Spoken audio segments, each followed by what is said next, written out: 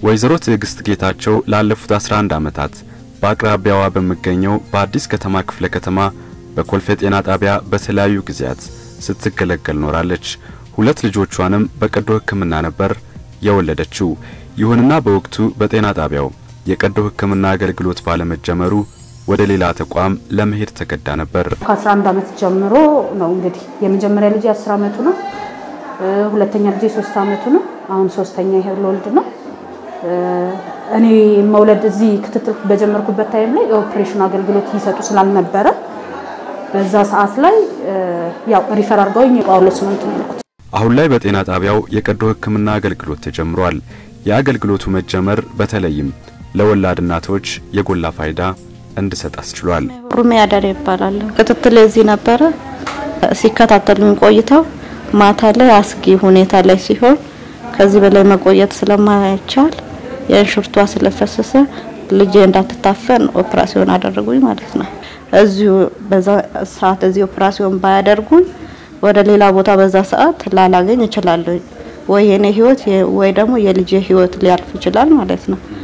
እና ጥሩ ነው ብዬ አስባለሁ እዚህ በመኖር እስካሁን የሚገባውን እንክብካቤ ያደረጉልኝ ነው። በጤና ጣቢያው በተለያዩ ዘርፎች የተጓደለ አገልግሎት እንዳይኖር የሚሰሩ ተግባራት ምን ውጤት አምጥቷል ስል ኤኤምኤን ዲጂታል ከተገልጋዮች ጋር ቆይታ አድርጓል። ስሜ ካሱ ሙልጌታ እባላለሁ። የጤና መድንም አለኝ። በዛ መሰረት ምንም መጉላላት ምክንያት የለም።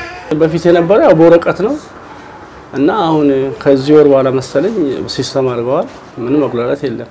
መድኃኒት ቤት ካርድ ክፍል ምንም ያየው ነገር የለም። እስካሁን ለውጥ አለ። አንድ አምላክ ሙልጌታ ባለቤቴ ነች። የወለደችም የተገላገለችም እዚህ ነች። ሁሉም ነገር የፈለኩትን ነገር ደግሞ አገኝበታለሁ እንጂ አጥቼበት አላውቅም። የፈለኩትን መድኃኒት አግኝቻለሁ። አገልግሎቱ ከምንም በላይ ማለት አርኪ ነው። እዚህ ጋር ለክትትል ስትመጣ የምታገኘው የታይም ሊሚት አለ። ያ የታይሚንግ ሊሚት በጣም እየፈጠነ ነው ይሄዳል። የሰዎች የህክምና ባለሙያዎቹ ከነርሶቹ ከጽዳቶቹ ጀምሮ ያለው ትሪትመንት እጅግ የሚያረካ ነው። የትምወርቅ ወልደ ዮሐንስ እባላለሁ። በአዲስ አበባ ከተማ አስተዳደር አዲስ ከተማ ክፍለ ከተማ የኮልፌ ጤና ጣቢያ ኃላፊ ነኝ። አብዛኛውን ሆስፒታል የሚሰጠውን አገልግሎት ለመስጠት ጥረት እናደርጋለን።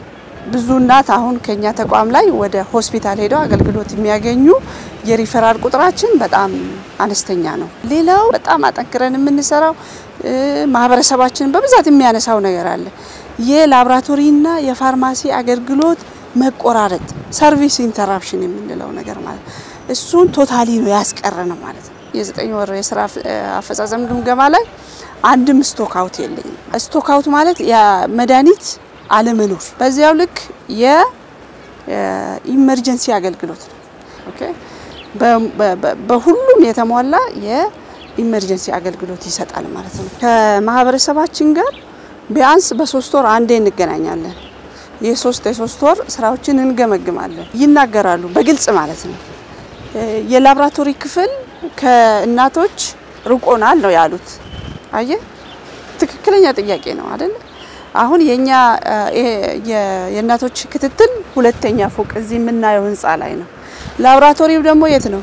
እዛ ቅድም የገባንበት ታች አካባቢ ነው። ስለዚህ እዚህ መሃል ላይ ወይ አንዴ ፀሐይ ሊሆን ይችላል፣ ዝናብ ሊሆን ይችላል፣ ክረምት ነው።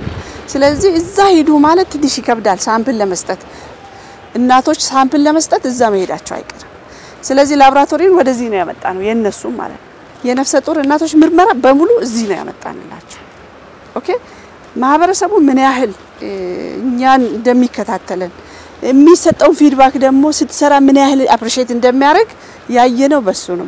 የአዲስ አበባ ጤና ቢሮ ባለፉት 9 ወራት በተለይም ከእናቶች የወሊድ አገልግሎት ጋር የተያያዙ አጠቃላይ አገልግሎቶችን አፈጻጸም ከ100 እጅ በላይ ፈጽሟል። 2.5 ሚሊዮን ዜጎች የማህበረሰብ አቀፍ ጤና መድህን ተጠቃሚ መሆን የቻሉ ሲሆን በቀዳማዊ ልጅነት አገልግሎትም 313126 ህጻናትን ተደራሽ በማድረግ አፈጻጸሙን 148 እጅ ያደረሰው ባለፉት 9 ወራት ውስጥ መሆኑን የቢሮ መረጃ ያሳያል። ፍትሃዊ የሆነ የጤና አገልግሎትን ማረጋገጥ የአዳዲስ ጤና ተቋማትን ግንባታና ማስፋፊያዎች እንዲሁም አዲስ የህክምና አገልግሎቶችን በጤና ተቋማት በማስጀመር ህብረተሰቡ የተሟላ የጤና አገልግሎት እንዲያገኝ የሚያስችሉ ስራዎች መከናወናቸው የሚጠቀሱ አበይት ክንውኖች ናቸው።